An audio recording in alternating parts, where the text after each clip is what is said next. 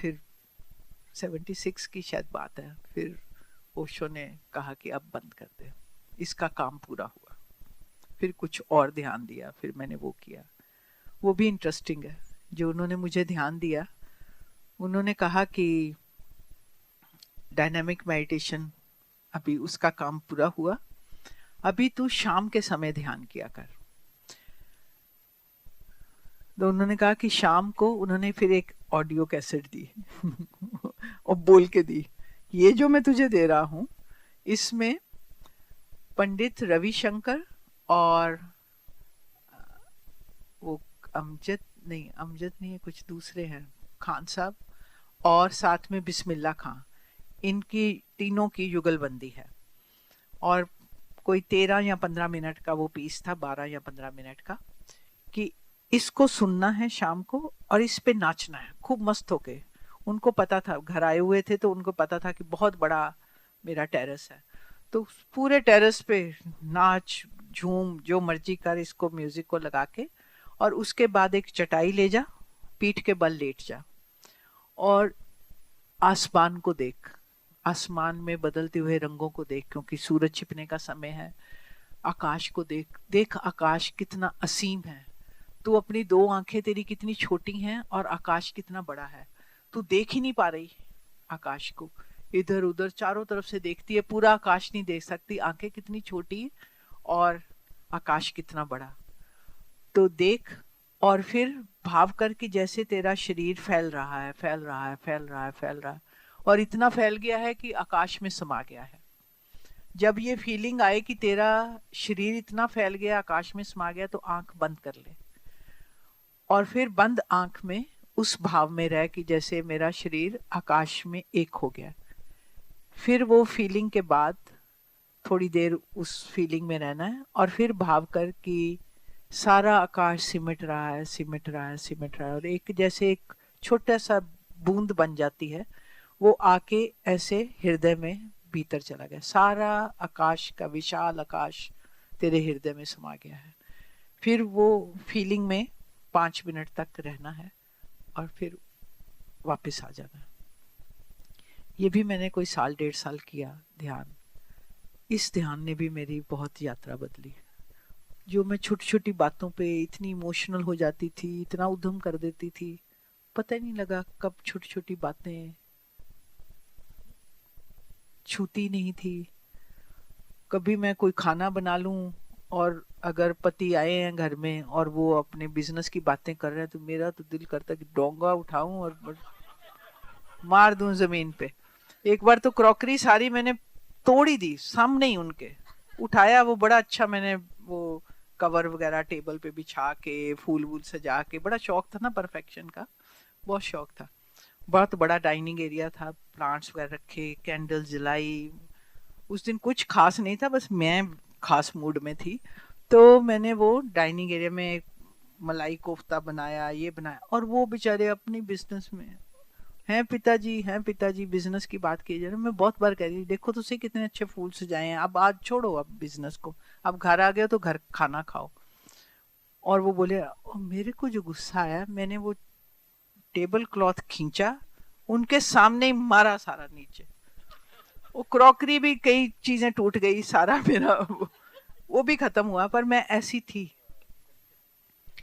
और पति ऐसे थे कि वो कुछ भी नहीं बोलते थे वो देखते, वाह गुस्से में भी बड़ी सुंदर लगती, बस पिताजी आज तो खाना नहीं मिलेगा, पिताजी कहते चलो दूसरे घर में जाके खा आते हैं, इसके लिए ले आएंगे, ये तो अभी मूड में नहीं है खाने के। कुछ नहीं कहते थे, ऐसे ही नौस थे गजब के कि, और वो पता ही नहीं लगा। ये जो ध्यान मैंने किया ना, इसके बाद तो मुझे पता ही नहीं कि कब कैसे क्या मेरे को फर्क आया, पर मेरा वो सारा जैसे बात ही धुल गई।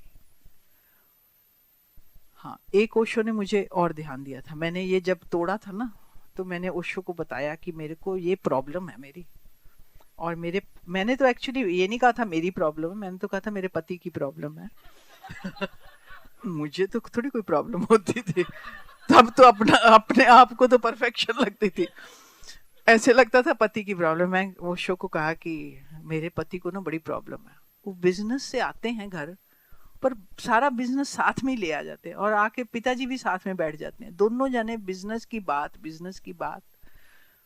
क्योंकि मैं किसी को भी शिकायत लगाती ना, उनकी मामी, चाची, मेरी सास, कोई भी जो आती थी, मैं पहले उनकी, अपने पति की शिकायत लगाती कि इनको घर आके भी घर के नहीं होते, तो सब उनको समझाते थे। मैं तो ठीक थी, मैं तो यही कह रही हूँ ना कि खाना खाते समय खाने पे ध्यान दो, है ना, अच्छा बना है, मूड अपना, बिजनेस में 12 घंटे लगाया है वो, बस करो, अब आ जाओ घर में। तो सभी उन्हीं को समझाते थे। तो मैंने सोचा अब जरा ओशो से भी डांट पड़वा दें, अपने को तो यही पता था। तो मैंने ओशो को बताया कि ये इस तरह करते हैं आके, और मैंने कहा एक बार तो मैंने गुस्से में ये भी बात बताई, एक बार तो गुस्से में मैंने बर्तन भी तोड़ डाले, कोई असर ही नहीं होता इन पे, फिर भी वैसे के वैसे ही हैं। तो ओशो कहते प्रॉब्लम तो तुझे है, इसको तो कोई प्रॉब्लम ही नहीं। ये आके कहे कि भी मुझे, मैं बिजनेस से अलग होना चाहता हूँ, आके घर में घर का होना चाहता हूँ, पर फिर भी मैं हो नहीं पाता, मैं क्या करूं। ये तो ये क्वेश्चन नहीं कर रहा, इसको तो अभी प्रॉब्लम ही नहीं लग रही, प्रॉब्लम तेरे को है, तो क्या बात है। मैंने कहा मेरे को थोड़ी क्या प्रॉब्लम है, अब आप सोचो कि बिजनेस की बात करें और खाना निगलते जाए, ये ठीक है। वो बोले ठीक है, गलत है ये तो उसकी बात है, तेरे को क्या प्रॉब्लम है, पहले तो तू कर। मैंने कहा ये क्या बात हुई, तो मैं बात करूं, मेरे को ही आप, मतलब मुझे लगा मेरे को ही ठोक रहे हैं, ये क्या बात हुई। तो बड़ी कोशिश की कि ये मेरी प्रॉब्लम नहीं, ये इनकी प्रॉब्लम। वो कहते नहीं प्रॉब्लम ही तेरी है। तो मुझे क्या बोला उन्होंने, बड़ा प्यारे एक कही बात। उन्होंने कहा कि तू जो खाना बनाती है ना, तू खाना बनाने में आनंद ले। तो मुझे उन्होंने कहा कि 3 कॉटन की साड़ियां खरीद, तब तक भगवा पहनना शुरू हो गया था। 3 कॉटन की साड़ियां खरीद, और जब खाना पकाना है, मैं कभी कभी पकाती थी, रोज पकाने वालों में से मैं नहीं थी, जब मेरा दिल करता तब पकाती थी। सर्वेंट थे, सब कुछ था घर में, मेरे को कोई कहता भी नहीं था कि पका, मेरा ही कभी कभी मन आता था कि मैं कुछ करूं, क्रिएटिविटी, परफेक्शन, वो मेरा मेरा अपना जुनून था। तो मैं कभी कभी पकाती थी। तो उन्होंने कहा कि जब भी तेरा भाव हो खाना बनाने का, तो तू मुंह हाथ धो, वो स्पेशल जो साड़ी है कॉटन की वो पहन, किचन में एंट्रेंस से पहले खड़ी हो, मेरे को याद कर बंद आंख करके, और बोल कि भगवान श्री मैं आपके लिए खाना बनाने जा रही हूँ, और जब तक तुझे दिखाई ना मैं पड़ जाऊं बंद आंखों में, तब तक तू आंख खोल के किचन शुरू नहीं करता। मैं आऊंगा, मैं तेरे को वादा करता हूँ, और तू मेरे को देखेगी, तेरे जो महसूस होगा कि मैं आ गया हूँ, या तो तू मुझे देखेगी या मेरी खुशबू आएगी, तुझे पता चल जाएगा कि मैं आ गया। तू फिर आंख खोलेगी और खाना पकाएगी, और जब खाना पका चुकेगी, किचन से बाहर जाने लगेगी, फिर आंख बंद करना, फिर बोलना भगवान आप खाना खा लो, खाना बन गया, गरम गरम बन गया, अभी खा लो।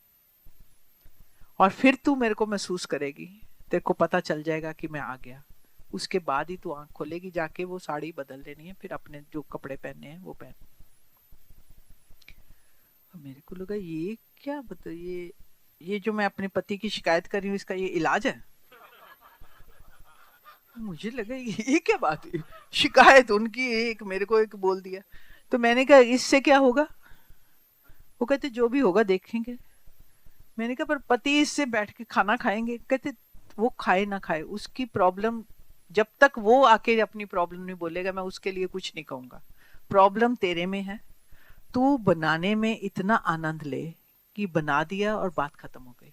फिर खाए या फीके, कोई ना खाए, ये दूसरों की बात है, दूसरों को सुधारना नहीं है हमें।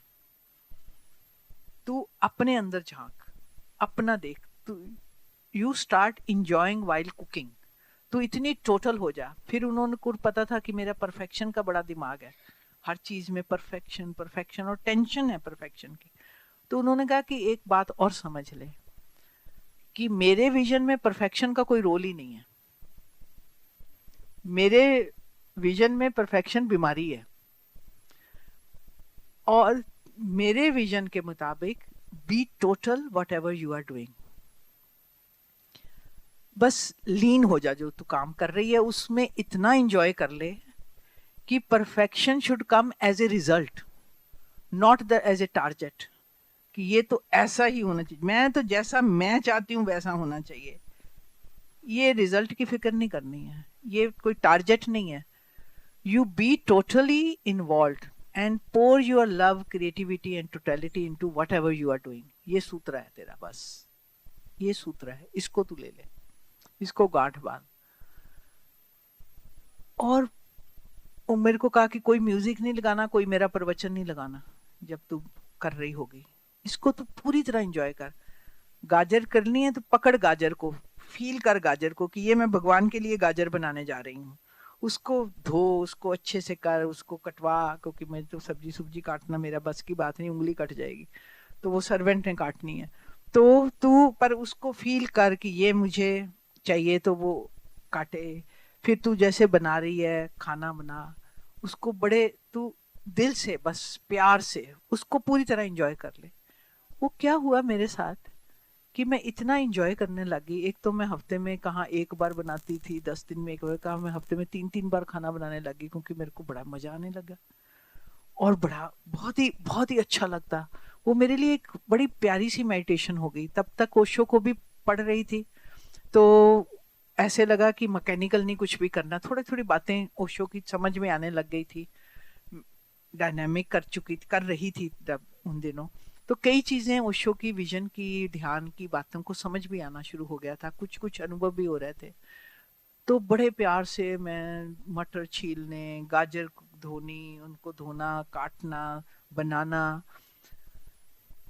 और जब मैं बना के मैं किचन से बाहर निकलती और मैं आंख बंद करके ओशो, कई बार मैं खुशबू से ओशो की भर जाती।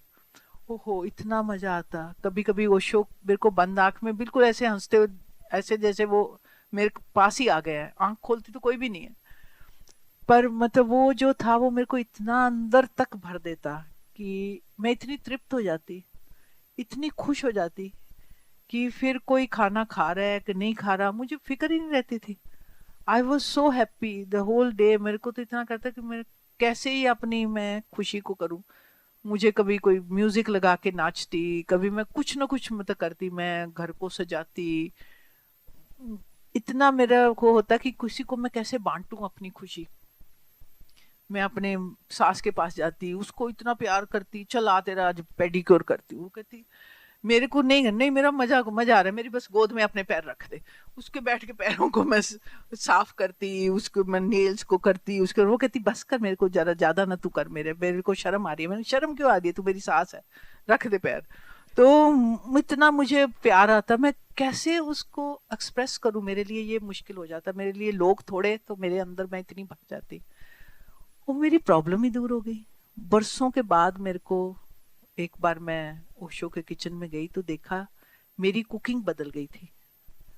मैं बहुत सिंपल खाने बनाने लग गई थी और खाने में इतना टेस्ट आने लग गया था कि मेरे पति को मेरे हाथ का ही खाना पसंद था। मेरे फादर इन लॉ तो बस नीलम, आज पता चल जाता है आज नीलम का हाथ आया किचन में।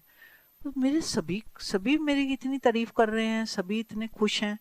पता लगा कि जैसा ओशो खाना खाते मेरा वैसा ही बनने लग गया था। वो पंजाबी स्टाइल के मसाले भुनो, वो सारा अपने आप ही कैसे बदल गया मुझे भी नहीं पता, जानबूझ के कुछ भी नहीं किया। और मैं इतनी रिलैक्स हो गई और इतना मुझे को एक आर्ट आ गया कि मुझे जो करना है उसमें मैं कैसे डूब के इंजॉय करूं। अब मैं तो ये शुरू हो गई तो हो गई, तो मैंने 1 घंटे का प्रवचन दे डाला है, क्या बात करते हो?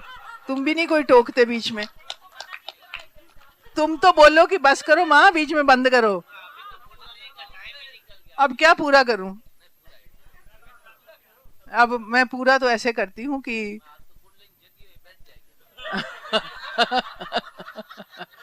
नहीं नहीं, अभी ये 1 घंटे का प्रवचन बहुत होता है।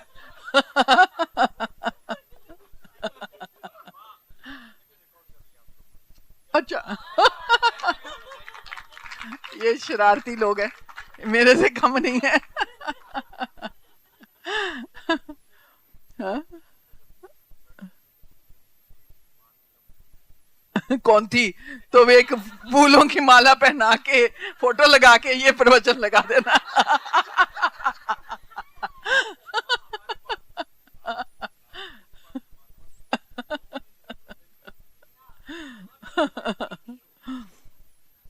एनीवे बड़ी प्यारी यात्रा रही है ओशो के साथ। मैं अब मैं हमने कुंडलनी करनी है भाई। मैंने 5 मिनट में, अब ये रैप अप इसको बोलते हैं, रैप अप कर दो, रैप अप, पैक अप, है ना।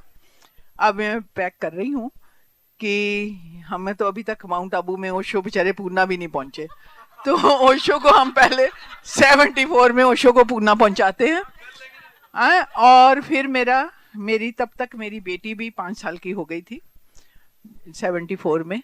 फिर मैंने 74 में वहां जाना शुरू किया पूना।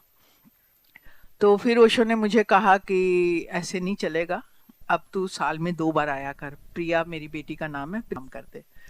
तो फिर मैं गर्मियों में 2 महीने जाती 75 के बाद, और विंटर में 15 दिन के लिए जाती हूँ, कभी 20 दिन भी रहती।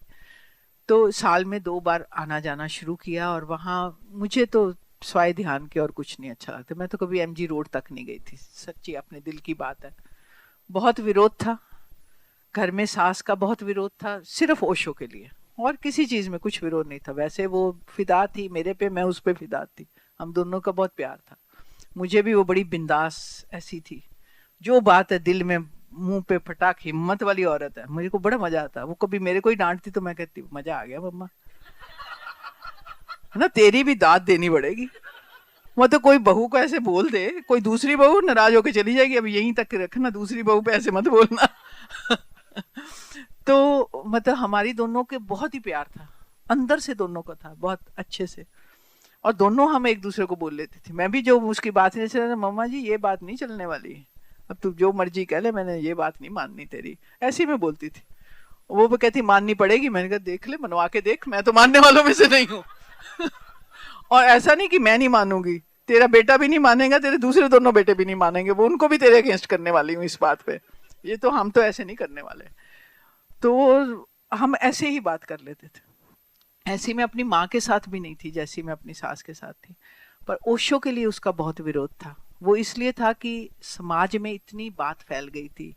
अब वहाँ लुधियाना में तो सभी लोग एक दूसरे के थोड़े रिश्तेदारी दूर की पास की। अब ये A1 वाले बीबी जी आ जाएंगे समझाने, तो हीरो वाले बीबी जी आ जाएंगे समझाने, तो वो मुंजाल साहब आ जाएंगे, हमारे आर्य समाज में क्या कमी है, ऐसे शुरू हो जाती थी बहुत। तो वो बेचारी सह नहीं पाती थी, तो बहुत विरोध था।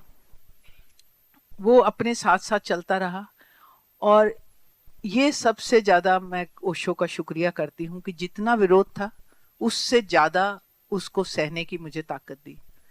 मेरे को पता ही नहीं चला कि विरोध हो रहा है। और मुझे कुछ मैंने एक बार भी अपनी इस कारण नहीं मैं गई कि भी घर में विरोध है, मेरी सास नाराज है और वो मैंने नहीं जाना। मैं गई, हर बार गई, मैंने अपनी मर्जी की, इसलिए मुझे किसी से कोई गिला नहीं। फिर ओशो के साथ हमारी यात्रा चलती रही। 81 में ओशो अमेरिका चले गए। अमेरिका जाने से पहले उन्होंने मेरे को इनविटेशन दिया कि अगर मुझे वहाँ ठीक लगा और आश्रम बनाया तो तुम्हें इनवाइट करूंगा, तुम तीनों, मैं, मेरे पति, बेटी, तीनों को इनवाइट करूंगा, और तुम अपनी तैयारी रखो, मेंटली तैयारी रखो, 3 महीने के नोटिस में आना होगा जब भी आएगा। तो उनका आ गया नवंबर में कि आ जाओ। और हम 82 अप्रैल में हम वहाँ चले गए अमेरिका में। फिर मैं और मेरी बेटी तो हम रहे वहाँ पे। मेरे पति को अच्छा नहीं लगा, वो थोड़े अपना स्टाइल से जीना है, तो वो लाइन में लग के खाना खाना और वो झाड़ू पोछा करो जी, तो वो सारा जो भी कहे। वहाँ डिक्टेटरशिप थी, वो जो कम्यून था, क्योंकि हमने सिटी बनानी थी, सिटी ऑफ रजनीशपुरम बना, तो शीला का काफी वहां पे डिक्टेटरशिप थी। शायद उसके बिना काम ही ना होता, एटलीस्ट मैं तो नहीं करती अगर वो डिक्टेटर ना होती तो। मैं तो किसी की बातों में आने वाली नहीं थी, पर मेरा इतना दिल था कि मेरे अंदर से आता था कि मैं जान भी दे सकती हूँ ओशो के लिए।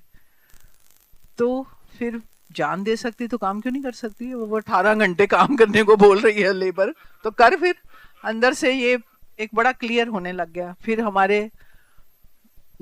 एक सर्कल था हमारे दोस्तों का, उसमें विनोद खन्ना भी थे, वो भी ऐसे सब कुछ छोड़ छाड़ के आए हुए थे, तो हम एक दूसरे को बड़ा हौसला देते थे। जब एक को डांट पड़ती थी दूसरा उसको देता था। हाँ, हम पढ़ते थे ना ज़ेन स्टोरीज कि कैसे मास्टर खिड़की से बाहर फेंक देता है शिष्य को।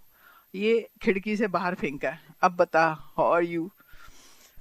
तो एक दूसरे को हम बहुत सहायता भी करते, मदद भी करते, सब अपना अपना देश परिवार सुख सुविधा सब छोड़ के हम वहां गए हुए थे।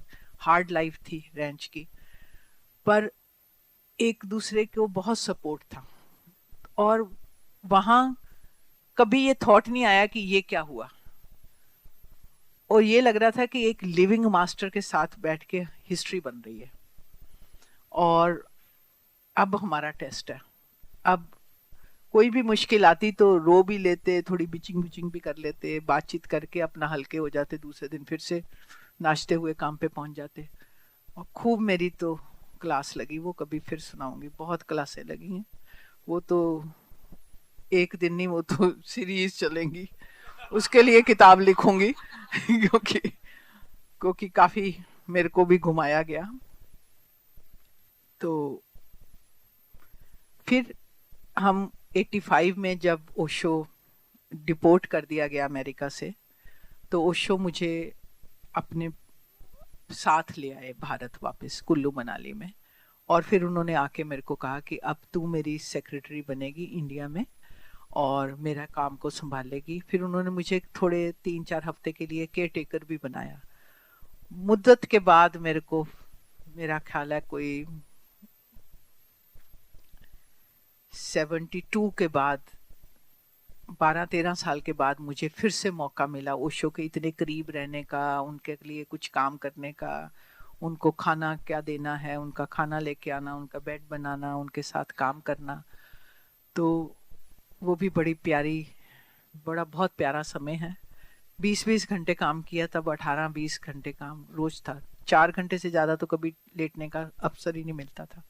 But so much energy was there, पता ही नहीं चला वो भी समय का। वो मैं कहती हूँ कि गुरु प्रसाद मेरे ऊपर बहुत रहा है, गुरु की कृपा। जितनी मुश्किलें आई हैं उससे ज्यादा उसमें से गुजरने का उन्होंने साहस दे दिया। तो पता ही नहीं चलता, पीछे लौट के देखते हैं तो लगता है अरे बड़ा मुश्किल टाइम था, उस समय तो पता ही नहीं लगा। सब छूटा तो पता भी नहीं लगा कि छूट रहा है, ये भी नहीं समझ में आई कि छूट रहा है। वो तो लग रहा था बड़ा कुछ मिल रहा है, भगवान मिल गए, उनके साथ रहने का मौका मिल रहा है। पता नहीं कितने जन्म तड़पे होंगे, ये मौका मिला है, अब इसको चूकना नहीं। अंदर से वो बड़ी फीलिंग थी।